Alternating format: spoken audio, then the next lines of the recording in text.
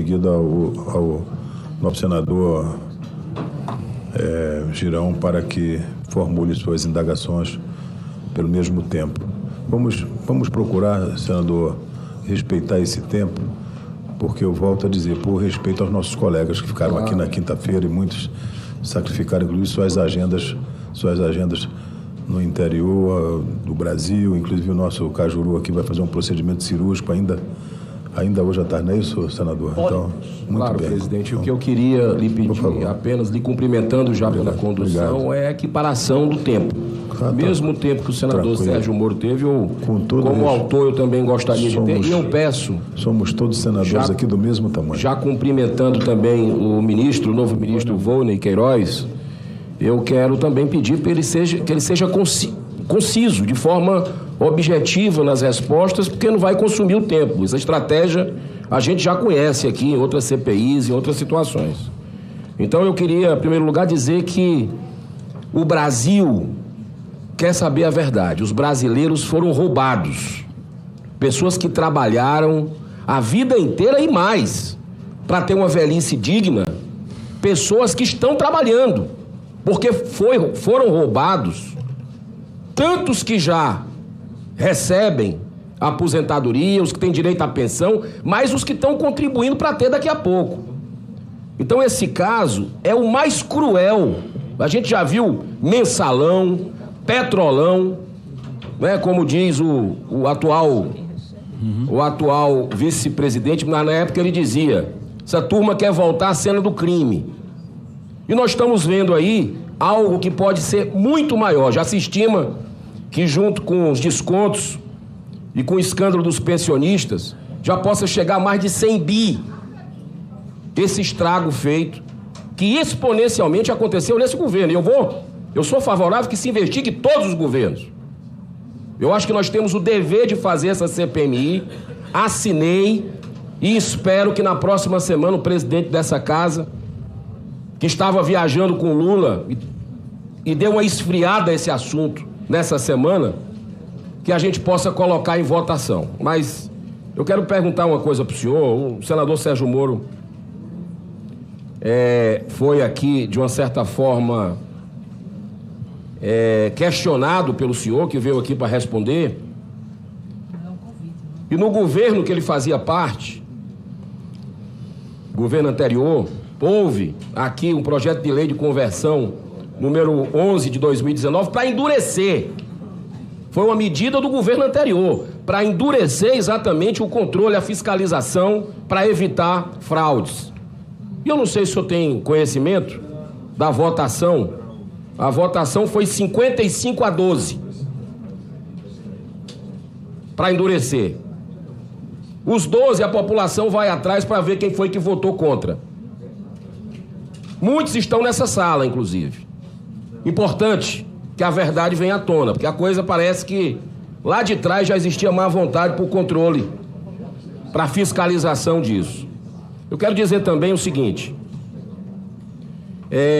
que o governo Lula, se tivesse um pingo de consideração com os mais pobres e menos favorecidos, já começava desde já a juntar dois ministérios, o do Trabalho e da Previdência Social, e deixar de gastar. Gastar com viagem, gastar com vingança, como estão acostumados a fazer com os adversários políticos, e devia aproveitar e fazer o dever de casa. Eu estive na sua terra, senhor Volney, semana passada, fui convidado pelos vereadores Felipe Alecrim e Eduardo Moura, e fiquei impactado com o que eu ouvi dos pernambucanos. Estão estarrecidos com esse escândalo, e como o ministro Lupe já caiu fora desse barco que está afundando, que não se sustenta, pela sua história, que eu andei pesquisando, acho que o senhor devia cair fora também enquanto é tempo. Porque isso aqui, e eu vou insistir na pergunta do senador Sérgio Moro, que o senhor não respondeu, sobre junho de 2023, ou seja, no primeiro semestre do governo Lula, quando a conselheira Galete alertou formalmente sobre as frases, eu pergunto ao senhor, o senhor considera aceitável ter ignorado um alerta formal sobre o esquema fraudulento contra os idosos? O senhor considera aceitável? Porque o senhor assinou a ata da reunião, o senhor estava lá. E um detalhe, senador Sérgio Moro, o ministro Lupe disse que não aceitou discutir naquela reunião, mas se comprometeu a colocar na ata da próxima, e não colocou. E o senhor pediu para colocar? Queria lhe fazer essa pergunta. Senador Girão, primeiro eu quero dizer que quando me alongo nas respostas é com a finalidade não de fugir das perguntas, mas sim de detalhar as respostas. Segundo, dizer que Vossa Excelência disse que em outras CPIs como essa, aqui não é CPI, eu não estou aqui convocado, eu fiz espontaneamente, e eu gostaria de deixar isso claro. Veja, não era atribuição minha discutir qual é a pauta do Conselho Nacional de Previdência Social. Quem define a pauta do presidente social é o ministro. O secretário executivo não tem competência para agir nisso, eu já expliquei e volto a dizer. Tá, eu lhe pergunto aqui, mesmo não sendo a sua responsabilidade direta, mas o senhor era o secretário executivo. O senhor lembrou ao ministro Lupe que ele se comprometeu de colocar na próxima pauta? O senhor, que é funcionário público de confiança, insistiu para que se buscasse a verdade com relação a esse assunto, que poderia ter evitado esse escândalo todo? Quero saber isso. E se o senhor pede desculpa à população por não ter cumprido o seu papel, como cidadão, inclusive, de pedir para incluir na pauta esse assunto desde junho de 2023. Senador Girão, foi nosso governo que mandou chamar a polícia para prender quem estava roubando os aposentados. Foi o presidente Lula, o nosso governo e a CGU que mandou chamar a polícia para prender os aposentados. Vez, vou dizer diversas vezes, se vai dizer diversas vezes, mas não bate com a realidade. Bate, sim, senhor. Não bate com a realidade porque foi a imprensa brasileira que descobriu isso aqui lá atrás. A imprensa brasileira... Da mesma forma que o Mensalão e Petrolão, que o senhor disse que o seu governo acabou com essa farra. Acabou mesmo. Mas o seu governo no Mensalão, no Petrolão, parece que fez parte dessa farra.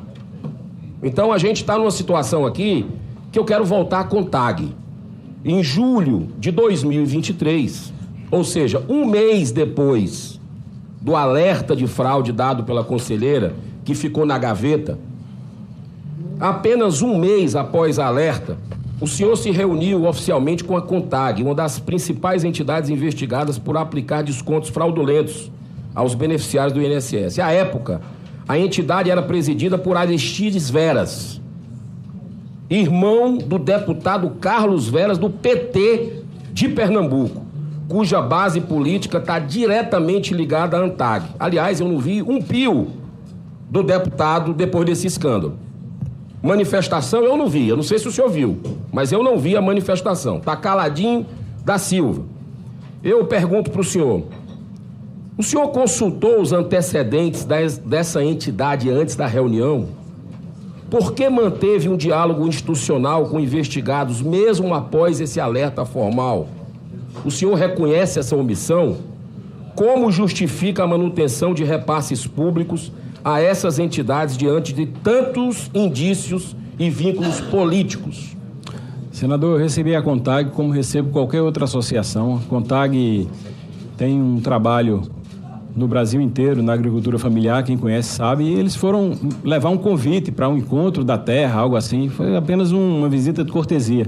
Recebo a CONTAG, ela deve ter percorrido todos os ministérios, todos os órgãos públicos, porque é uma praxe receber essas associações. A CONTAG eu recebi por isso, tenho inclusive o ofício que recebi nessa data. E mesmo diante do alerta formal, o senhor não perguntou a ela? A CONTAG? Sim.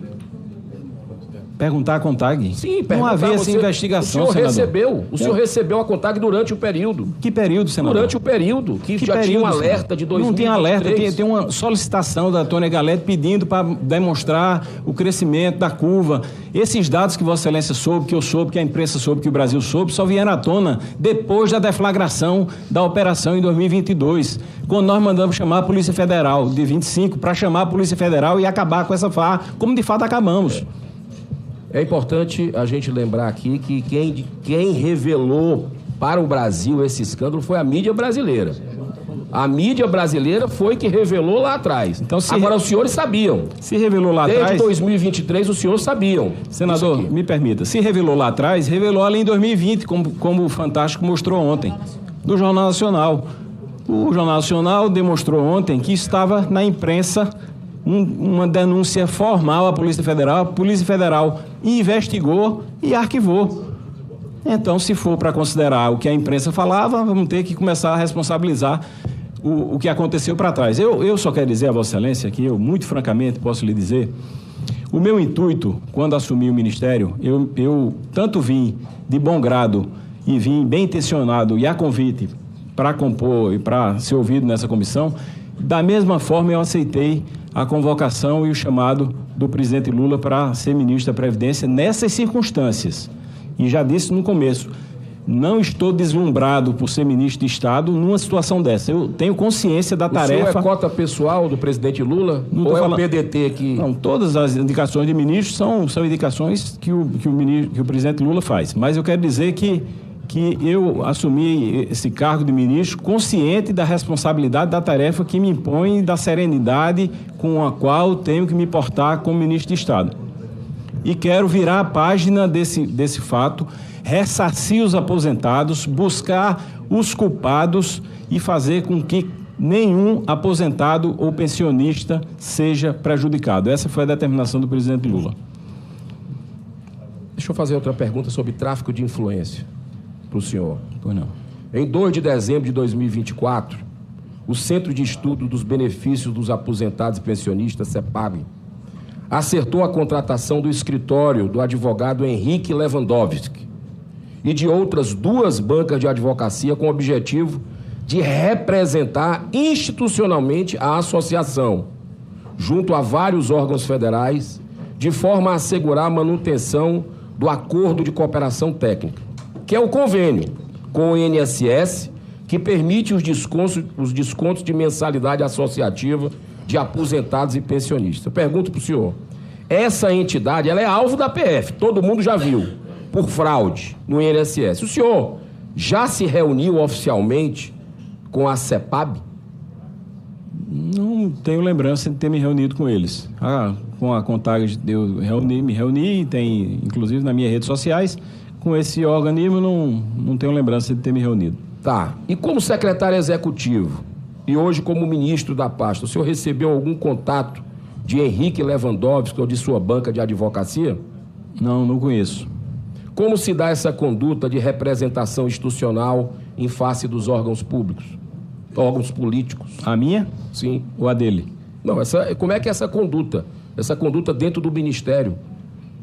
Bem, a minha conduta, eu posso falar por ela, não posso falar pelos advogados, pelas bancas de advocacia, nem por outros servidores como eles se portam. Posso dizer que eu procuro e pauto a minha vida por ações republicanas para não precisar esconder nada em lugar nenhum. Essa questão dos consignados aí, o meu INSS vale mais, que o senhor fez a apresentação há pouco tempo. Qual o relacionamento? Só para facilitar para Vossa Excelência, eu não me referia ao Vale Mais do meu INSS, que é uma outra modalidade. Não, tudo bem. É o aplicativo. O meu INSS. O meu INSS. Sim. Tem um escândalo sendo apurado sobre a questão do Vale Mais, né? Então, eu lhe digo, qual é a relação com o PicPay? Minha nenhuma. Não, a relação do INSS Vale Mais com essa empresa, PicPay. O senhor sabe? O senhor sabe quem são os donos da PicPay? Não sei quem são os donos, eu sei que houve o anúncio por parte do Ministério da Previdência de um tipo de programa, de um tipo de produto que era uma espécie de vale que se faria para que o trabalhador pudesse sacar o dinheiro, antecipar o dinheiro do final do mês antes no valor de R$150 e que todas as instituições financeiras que estavam credenciadas pelo INSS poderiam participar, e eu acredito que a primeira delas foi essa que o senhor mencionou. Assim, esse já está na mídia. Eu até me admiro o senhor não saber exatamente quem são os donos aí. O próprio senador Isalci Lucas trouxe no plenário do Senado essa denúncia de que a participação, quem controla é o grupo JBS. Então, é preocupante, porque esse grupo já tem aí um histórico com esse governo, né? Eu digo o seguinte, entre as entidades citadas pela Polícia Federal e pela Controladoria Geral da União, o Sindicato Nacional dos Aposentados e Pensionistas Idosos, o Sindinap, se destaca por estar sob a liderança de José Ferreira da Silva, irmão do presidente Luiz Inácio Lula da Silva, mais conhecido como Frei Chico. Ocupa desde agosto de 2023 o cargo de vice-presidente desse sindicato e teve sua entrada na diretoria da entidade, articulada diretamente pelo Lula. De acordo com as investigações da Polícia Federal, o Sindinap aparece como a terceira entidade, atenção, senadores, senadoras. De acordo com a investigação da Polícia Federal, o Sindinap aparece como a terceira entidade que mais arrecadou recursos de forma irregular entre 2019 e 2024. Os valores desviados através de descontos supostamente ilegais nas aposentadorias somam 259 milhões de reais. O sindicato é acusado de não apresentar documentação que comprove a autorização dos associados para os descontos realizados. A falta de transparência nos processos internos e a ausência de comprovações documentais colocam a entidade no centro das atenções das autoridades. O senhor, pergunta direta aqui para o senhor já manteve contato com o Frei Chico? Não conheço. Não teve nenhum tipo de contato com ele? Não sabendo que se tratava dele. Ah, então o senhor teve, só não sabia que se tratava dele? Não sabendo que se tratava dele. Posso ter cruzado na rua, no supermercado, numa farmácia, sim, posso ter cumprimentado. Mas não sabia que era irmão do Lula? Não conheço.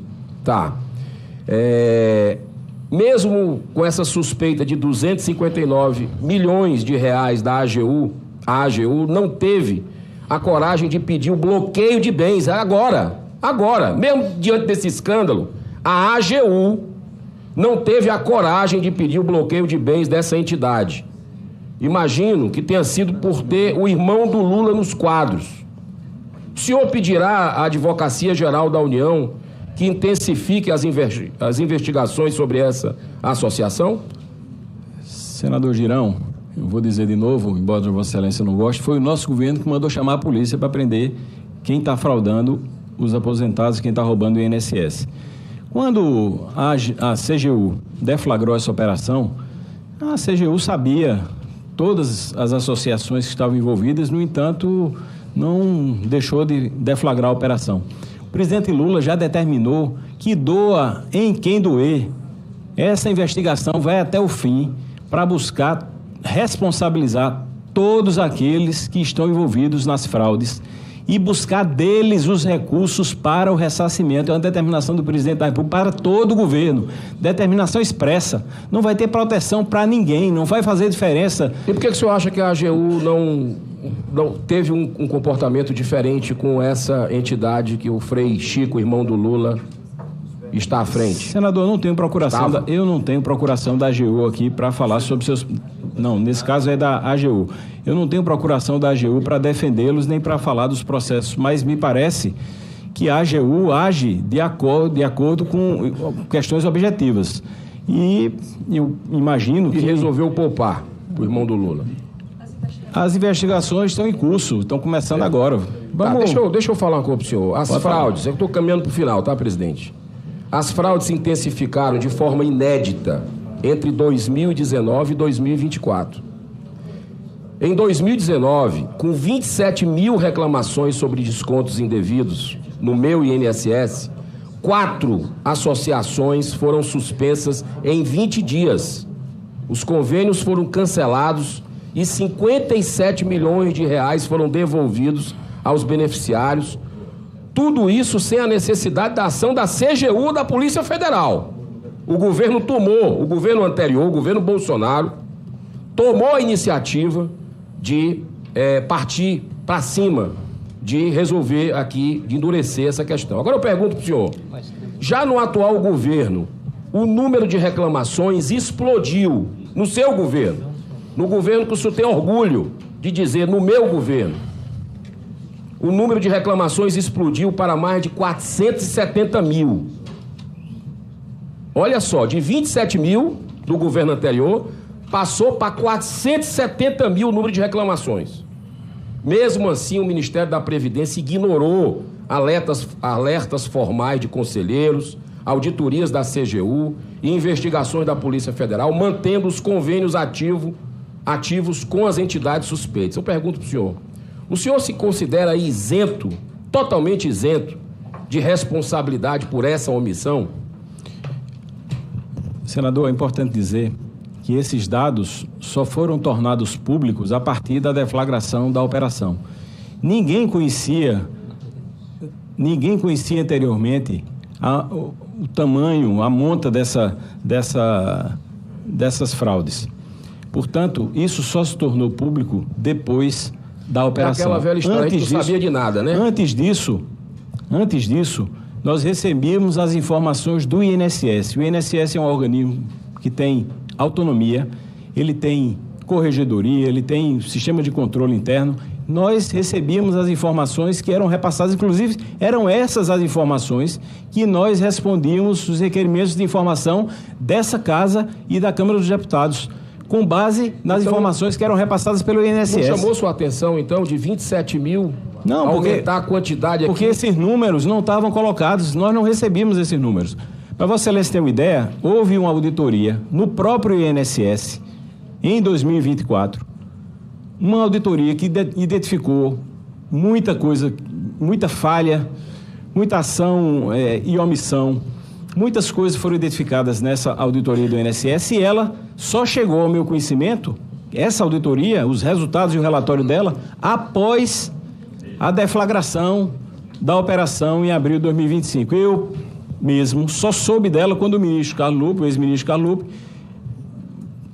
estava com ela em mãos na última reunião do Conselho e eu disse que auditoria é essa, que eu não conhecia. Ele me passou, disse eu soube no final de semana. Então, nem o ministro Lupe, ex-ministro Lupe, nem eu tivemos conhecimento sequer dessa auditoria que foi gestada dentro do próprio INSS. Não sabia. Não tinha conhecimento. Claro que não, estou reafirmando aqui. Para encerrar, meu querido senador. Falta de transparência e omissão de dados públicos. O senhor pode garantir que todos os acordos de cooperação com entidades suspeitas já foram revogados? Foi uma determinação, esse foi o primeiro passo que essa operação, que essa força-tarefa que foi composta pelo Ministério da Previdência, AGU, CGU e Dataprev, tomou, foi suspender todos os ACTs. E o Ministério já está publicando ativamente os dados das entidades conveniadas? Seu Ministério, que o senhor está à frente, ele está publicando ativamente os dados de entidades conveniadas, atualizando isso? Sim, esses dados são públicos e agora eles estão mais evidentes ainda por conta da operação. A CGU está levantando todos esses dados. Coisa estranha aqui, por que o boletim estatístico de 2024 está defasado e o portal da Transparência Previdenciária traz apenas dados de dezembro, até dezembro? Há tentativa de maquiar informações para esconder o colapso do INSS? De forma nenhuma. Nós vamos transformar a nossa gestão e aí eu peço permissão para dizer a Vossa Excelência e aos demais que eu gostaria até de ter um tempo para falar do que eu estou fazendo e pretendo fazer enquanto ministro e não apenas ficar me reportando ao passado. Mas a nossa determinação também para os nossos colaboradores é que a transparência seja total. Houve uma mudança de gestão do INSS, houve uma mudança do presidente, uma mudança dos diretores, outros cargos de relevância estão sendo alterados, portanto é normal que nesse processo de transição haja um atraso na divulgação. Mas eu defendo pessoalmente que esse boletim estatístico da Previdência Social, que existe há mais de 40 anos, que é baseado nele, que a academia, o IBGE, o IPEA e o próprio governo e a sociedade retiram as informações do andamento de todos os processos do INSS, que eles sejam divulgados a cada 45 dias, como é a praxe. Então, na nossa administração, nós vamos primar pela divulgação do BEPS como sendo fonte única dos dados do INSS. O senhor tem alguma... O senhor que é político, o senhor político, chegou aqui falando do respeito a essa casa. Ele está encerrando. O último questionamento. O senhor falou aqui chegando do respeito a essa casa e eu espero respeito à população brasileira também, tá? Porque nós estamos aqui para defender os interesses dela. Eu pergunto, por que o senhor acha, como político, a sua história é de político, empresário também, mas de político, o senhor acha que a base do governo Lula, já que quer colocar a culpa no governo anterior, uma coisa completamente descabida, já que explodiu, os gráficos mostram as fraudes no governo Lula, por que a base não assinou a CPMI, que a gente quer investigar essa tragédia humanitária com os brasileiros? Por que existe até agora nenhuma assinatura, já foi protocolado, não foi assinado pela base do governo Lula? Eu queria saber a sua opinião sobre isso. Senador Girão, me permita exatamente dizer isso, que eu não posso falar aqui pelos senadores e pelos deputados. O que eu posso dizer é que esse é um governo que não tem medo. É um governo que mandou chamar a polícia, é um governo que deflagrou a operação, é um governo que acabou com a farra dos descontos. E por favor.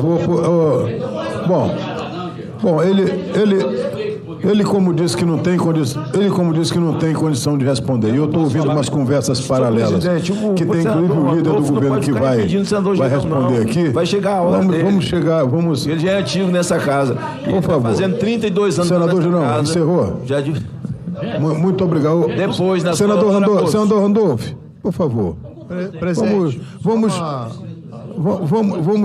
vamos com ordem aqui, até por respeito à Vossa Excelência, que está aí para fazer suas colocações e por respeito a todos que estão inscritos. De ordem, pois não, senador Moro. Presidente, tem que colocar. Não tem ninguém preso hoje. Então parece que está todo mundo preso, sendo punido. Não tem ninguém preso. Parece para mim que esse governo tem medo de alguém ser preso e resolver confessar e delatar e fazer acordo de colaboração. Mas não tem ninguém preso. Não é o Alessandro não está preso, o Virgílio não está preso. Eu só queria fazer uma ressalva que foi levantada uma questão de ordem, mas que não era um assunto de questão de ordem. Mas já que foi relatado, está tudo certo, vamos andar. E eu, por respeito aqui ao nosso querido Cajuru e a nossa querida colega senadora Mara Gabrilli, que estão inscritos,